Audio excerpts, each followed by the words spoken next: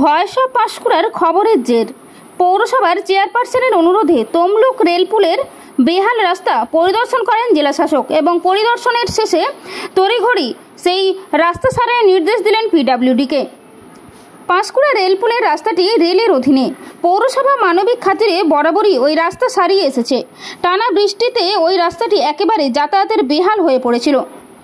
ওই রাস্তা দিয়ে যাওয়ার সময় বেশ কয়েকবার দুর্ঘটনার কবলে পড়ে পথচারীরা। আজ দুপুরে রেলপুরের বেহাল রাস্তার ওপর দিয়ে আসার সময় পৌরসভার চেয়ারপারসন নন্দকুমার মিশ্রের অনুরোধক্রমে পূর্ব মেদিনীপুর জেলার জেলাশাসক পূর্ণেন্দু মাঝি রেলপুলে দাঁড়িয়ে বেহাল রাস্তাটি পরিদর্শন করেন এবং সাথে সাথে পিডব্লিউডিকে ওই রাস্তাটি আগামী সোমবারের মধ্যে সারিয়ে দেওয়ার নির্দেশ দেন।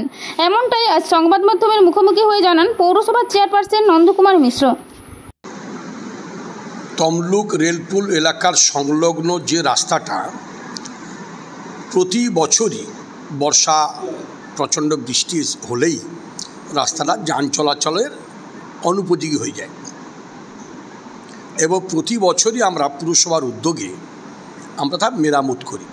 যদিও রাস্তাটি রেলওয়ে কর্তৃপক্ষের অধীনে, আমরা এর আগেও রেলওয়ে কর্তৃপক্ষ লিখিতভাবে আবেদন করেছিলাম, তারা কোনো গুরুত্ব দেননি।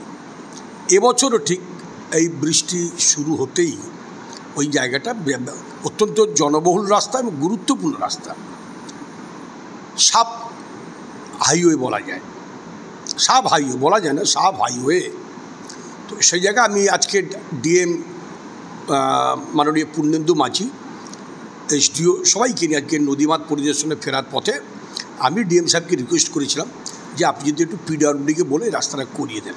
আমার অনুরোধ মতো ডিএম সাহেব দাঁড়িয়েছিলেন, উনি লোকেশানটা নোট করলেন এবং পিডব্লিউডির একজনকে পাঠিয়ে দিলেন এবং নির্দেশিকা দিলেন যে আগামী সোমবারের মধ্যে এটাকে বিটুমিনাস করে দিয়ে যাতে যান চলাচলের উপযোগী করা যায়। আমরা কৃতজ্ঞ এই জেলা শাসকের কাছে এবং আমরা চাই যে এমনিভাবেই কাজ চলতে থাকুক। আমরা মানুষের জন্য কাজ করতে চাই।